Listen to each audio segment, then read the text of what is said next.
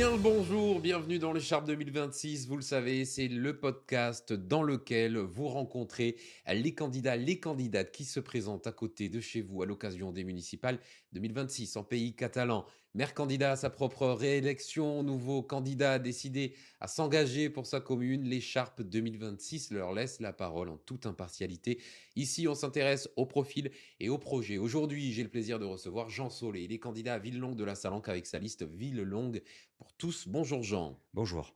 Villelongue de la Salanque, ça représente quoi pour vous? Ouh, Villelongue, la Salanque, ça Un représente attachement d'enfance? un attachement d'enfance. Je suis né à Villelongue.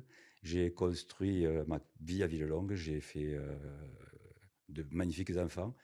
Je suis marié depuis 45 ans et j'ai un cercle d'amis. J'ai toujours été à Villelongue et vraiment enraciné à ce village. Alors quel est l'endroit que vous montreriez en tout premier à Villelongue de la Salanque à des gens qui ne connaissent pas la commune? Alors, sans contestation et sans hésitation, je dirais la place du village, la place de la République, avec, le porche et son clocher et son église. Pour des raisons symboliques, puisque ça représente le village, c'est d'ailleurs le symbole que j'ai choisi pour, illustrer ma campagne et d'autre part, ça me rappelle des souvenirs d'enfance, hein, puisque c'est là que, on a joué au rugby, on a joué au foot, on a même joué au hockey sur place, on appelait ça. Donc c'était tout simplement, on piquait les balais à nos mamans, on coupait les poils, à leur grand désespoir et puis avec des patins à roulettes et un caillou, on jouait au hockey. Puis plus tard, il y avait en face le Grand Café, donc c'est là qu'on a commencé à faire nos premières parties de baby-foot, de flipper et puis après les 3e mi-temps de rugby. Et puis cette place aussi, c'était le symbole des fêtes d'été et des premiers émois aussi avec, les premières copines. Dans votre engagement politique, vous êtes qui? Alors, je vous l'ai dit, je suis Jean Solé, je suis né à Villelongue, je suis né sur la place du village où mes parents avaient une épicerie, mon père et ma mère. J'ai grandi là, je suis, marié, donc père de 2 enfants, grand-père de 5 petits-enfants de 17 à 10 ans. J'ai construit ma carrière, exclusivement, dans une banque régionale, pour ne pas la citer. J'ai été, en particulier, attaché commercial dans les premières années, donc homme de terrain, homme de conviction, contact client et puis très rapidement, j'ai été nommé directeur d'agence, ce qui m'a appris très jeune le sens des responsabilités, de l'exigence, du travail accompli, des objectifs et de la conduite des collaborateurs. Tout ça avec exigence, mais également avec, ce qui, je crois, me caractérisait, c'est la bienveillance dans le management. Vous êtes à la retraite, hein? Je suis à Depuis, la c'est retraite ça? depuis, 6 ans, mais par contre, pendant 4 ans, j'ai exercé en profession libérale une activité de formation dans le domaine de la banque aussi, où j'ai eu contact aussi avec des jeunes apprentis ou des jeunes embauchés. Alors quel a été l'élément déclencheur? Ce moment où vous vous êtes dit: «Je passe d'administré à potentiellement maire, du village». Alors, je pense que les qualités personnelles que j'ai pu acquérir pendant ma carrière professionnelle, ont été un élément déclencheur. Mais l'élément déclencheur, c'était surtout que j'ai senti, autour de moi, par mes amis, par moi-même, j'ai senti une fracture se creuser au sein de la commune. Cette fracture, j'ai du mal à l'accepter parce que, je fais juste un rappel historique. Les dernières élections en 2020, ont été remportées par, l'équipe, de monsieur de Fradas par, match nul, je dirais, match nul, puisque c'est la moyenne d'âge qui allait partager, les candidats et je pense que quand on est à ce stade de score, on a un devoir, plus que tout autre maire, de rassembler la commune et de rassembler justement ceux qui n'ont pas voté pour vous. Donc ce que je reproche un peu, c'est de constater qu'aujourd'hui, ce travail, à mon sens, n'a pas été rempli. On va parler, avant de parler de votre, projet, du bilan, du mandat qui se termine, selon vous, quel bilan vous tirez du mandat? Alors, le bilan, comme je viens de vous le dire, il démarre déjà par un constat, c'est que je trouve personnellement que Villelongue est un parti fracturé, que les promesses, bon, n'ont pas été tenues et notamment des promesses qui sont plus dans celle de la participation puisque, cette municipalité avait promis des concertations, notamment au sujet de la cave, qui sont restées lettres mortes puisqu'à ce jour, le projet n'a pas vu le jour, mais aucune concertation n'a été effectuée. Les projets structurants ont été faits, certes, heu, peut-être qu'ils n'ont pas été faits au bon endroit ou qu'ils n'ont pas été, d'autres n'ont pas été priorisés. Donc je n'ai pas la même vision, sur les projets que celle de la municipalité actuelle et notamment un point qui, ça serait trop long à expliquer, mais un point qui me tient particulièrement à cœur, c'est celui des portages. Alors, les portages, pour ceux qui ne le savent pas, c'est simplement euh, une institution, en l'occurrence le PFL, qui fait partie de Perpignan Métropole Méditerranée, qui achète des biens en lieu et place de la mairie et qui les porte pendant un certain nombre d'années, moyennant une convention qui stipule que la mairie paie des intérêts, mais qu'in fine, ce bien devra être racheté par la commune. À ce jour, ce ne sont pas moins de 15 biens immobiliers qui sont portés par cet organisme pour un montant d'1 280 000 euros. Ce qui n'apparaît pas sur le bilan en tant que dette, mais qui n'en demeure pas moins qu'à un moment donné, donc à l'échéance de ces conventions, il faudra bien trouver une solution de substitution et ça impacte fortement l'avenir des finances publiques. 2026-2032, alors bon, le prochain mandat, c'est 7 ans.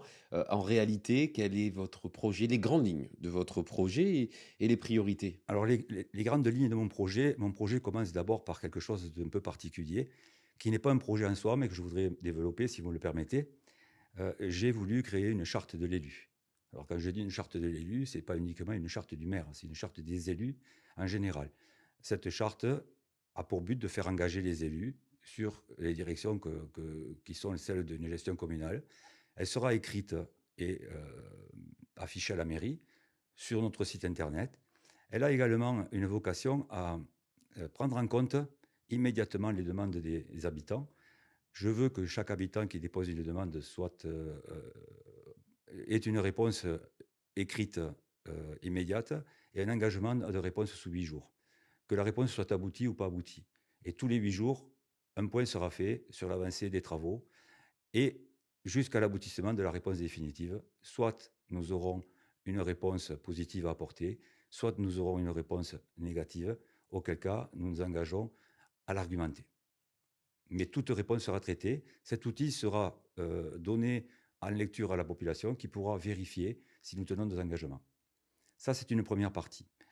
Ensuite, nous voulons, nous, une construction de projets qui soient des projets de proximité. Notre ADN, c'est la proximité. Nos représentants sont issus des quartiers du village, que ce soit du vieux village, des nouveaux villages, des lotissements.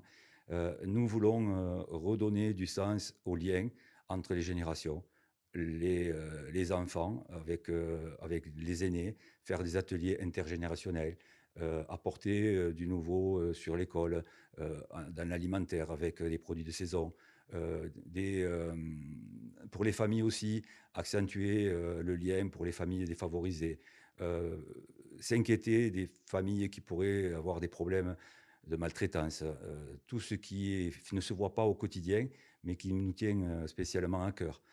L'environnement et le cadre de vie, faire une ville plus économe, avec des panneaux solaires, avec du retraitement des eaux de pluie sur les bâtiments communaux, de la sécurité, des ampoules à LED, des feux de ralentissement dits intelligents pour la sécurité. Donc, en fait, pas des grands projets, mais des choses qui, au quotidien, facilitent la vie de nos administrés. Je voudrais aussi parler de la nomination de délégués de quartier, qu'on a tendance souvent à appeler commissaires, mais pour moi, c'est des délégués, puisqu'ils n'ont pas de pouvoir de police. Nous nous sommes rendus compte au cours de notre porte-à-porte que nous avons effectué dernièrement auprès des habitants, que certains quartiers avaient l'impression d'être oubliés. Donc, un interlocuteur de ces quartiers qui pourrait s'adresser aux services concernés de la mairie serait un bon lien entre nous et les administrés. Enfin, en ce qui concerne les projets structurants, je vais les lier à l'état des finances que l'on va trouver. Non pas qu'on veut faire un audit, mais on veut se rapprocher des services de l'administration pour savoir quels sont réellement nos champs de manœuvre. Je ne veux pas promettre ce que je ne peux pas faire, et ce que je ne peux pas faire sera dicté par les finances que je vais trouver. Donc, comme je vous l'ai dit, déjà régler le sort de ces portages et voir quelle est l'incidence réelle que peuvent avoir ces portages sur les finances futures de la ville. Je ne souhaite pas laisser l'endettement inconsidéré aux générations futures. Je ne m'engage pas pour 30 ans, donc je veux régler ces problèmes le plus rapidement possible. Si ces problèmes sont réglés et que notre avenir s'éclaircit, je voudrais, avec mon équipe, donner un projet à la cave coopérative, qui est un débat qui se pose depuis des années à Villelongue. Alors, le projet que nous avons peut être ficelé en deux parties.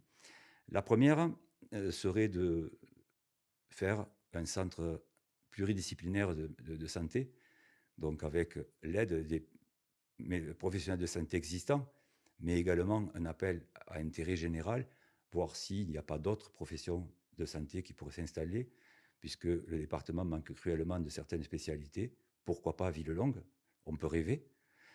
Une pharmacie qui a exprimé le désir de vouloir se délocaliser, et autour de ça, une résidence qui accompagnerait nos seniors à bien vivre avec une structure dédiée qui leur permettrait d'avoir de l'animation, mais également un système de restauration. Ça, c'est la première des choses qui nous tiennent à cœur. La deuxième serait, puisque je sais que Villelongue en est démunie, d'une infrastructure sportive et culturelle. Donc, à côté de cette salle, si nous avions les moyens, nous souhaiterions créer une salle polyvalente, aussi bien dédiée au sport intérieur qu'aux festivités. Notre salle aujourd'hui est un peu désuète. Les capacités d'accueil sont assez restreintes. Certains sports ne peuvent pas être pratiqués faute de lieux pour les pratiquer. Donc, nous couplerions ceci avec une maison des associations pour recentrer dans ce lieu tout le tissu associatif et également faire profiter aux périscolaires, donc aux enfants de nos écoles, d'un lieu digne de ce nom. Très rapidement, à la fin de votre mandat, si vous êtes élu, Jean Solé, quel serait le changement le plus visible? Alors, le changement le plus visible, je ne suis pas un homme qui a envie de marquer l'histoire par un monument. Donc, mon changement, et si je devais être fier du mandat que je vais accomplir, ça serait que les habitants de Villelongue se rendent compte que j'ai tout fait, pardon, pour les satisfaire, pour écouter leurs attentes, pour satisfaire leurs besoins au quotidien et pour mieux vivre dans ce village. Jean Solé, à présent, le mot de la fin, 20 secondes pour vous adresser directement à celles et ceux qui voteront peut-être pour vous le 15 mars prochain face à votre camarade juste ici. Alors, bonjour à toutes et à tous, Villelonguette, Villelonguais. Si vous voulez un village qui soit plus proche de ses habitants, si vous voulez une équipe qui soit représentative de vos quartiers, qui s'engage à mes côtés, qui fasse tout ça dans la plus grande transparence, avec de la concertation, n'hésitez pas et votez pour nous le 15 mars prochain. Merci beaucoup. Merci.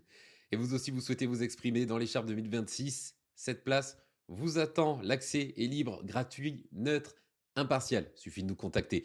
N'oubliez pas en attendant de vous abonner à la chaîne Plateau Média, s'il vous plaît, pour suivre tous les épisodes de l'écharpe 2026. Et surtout, n'oubliez pas de cliquer sur la cloche. Comme ça, vous serez prévenu chaque fois qu'il y a un épisode qui sort. Les réseaux Facebook, Instagram, Plateau Média, Plateau Production vous attendent également. Je vous retrouve demain pour un nouvel épisode de l'écharpe 2026. Salut.